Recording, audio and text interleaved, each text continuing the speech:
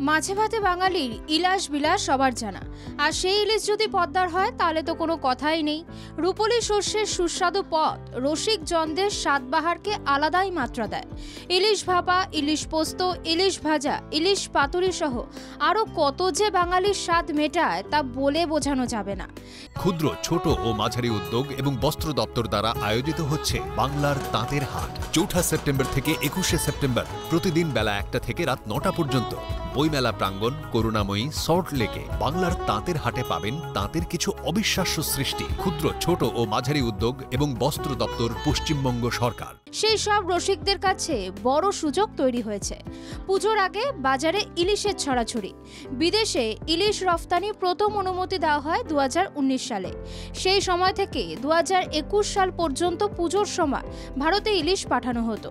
শেখ হাসিনা সরকার ইলিশ রফতানির ওপর নিষেধাজ্ঞা জারি করে। পরে ইউনূস সরকার বাজারে বাধ্যবাধকতা বুঝে ইলিশ রফতানি করে। ১২০০ টন ইলিশ রফতানির সিদ্ধান্ত নেয় বাংলাদেশ সরকার। বুধবার রাতে বাংলাদেশ থেকে 10টি গাড়ি কলকাতায় এসে পৌঁছয়। ফিশ ইম্পোর্টার্স অ্যাসোসিয়েশন জানিয়েছে, বৃহস্পতিবার থেকে ধাপে ধাপে ইলিশ আমদানির পরিমাণ বাড়বে। বুধবার রাতে বনগাঁ সীমান্ত পেরিয়ে ভারতে ঢোকে আরও 50 টন মাছ ভর্তি ট্রাক।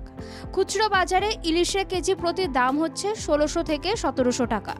চাহিদা বাড়লে সেই অনুযায়ী দামও বৃদ্ধি পেতে পারে বলে জানিয়েছেন মৎস্য ব্যবসায়ীরা। দুর্গাপুজোয় যারা খাদ্য রসিক তারা ইলিশকে পয়লা তালিকায় রাখেন। সেই সব মানুষদের বাড়তি চাহিদা পূরণে ওপার বাংলার পদ্মার ইলিশ খানা পিনা জমিয়ে তুলবে বলে আশা। ক্ষুদ্র, ছোট ও মাঝারি উদ্যোগ এবং বস্ত্র দপ্তর দ্বারা আয়োজিত হচ্ছে বাংলার তাঁতের হাট। ৪ সেপ্টেম্বর থেকে ২১ সেপ্টেম্বর প্রতিদিন বেলা ১টা থেকে রাত ৯টা পর্যন্ত বইমেলা প্রাঙ্গণ করুণাময়ী সল্ট লেকে বাংলার তাঁতের হাটে পাবেন তাঁতের কিছু অবিশ্বাস্য সৃষ্টি। ক্ষুদ্র, ছোট ও মাঝারি উদ্যোগ এবং বস্ত্র দপ্তর, পশ্চিমবঙ্গ সরকার।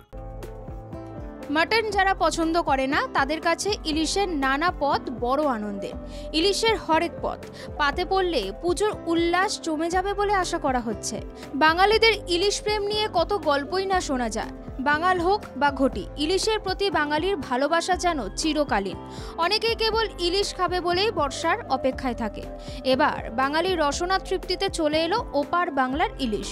বুধবার রাতেই বাংলাদেশ সীমান্ত পেরিয়ে ইলিশ ভর্তির ট্রাক হাওড়া স্টেশন লাগোয়া পাইকারি মাছ বাজারে ঢোকে।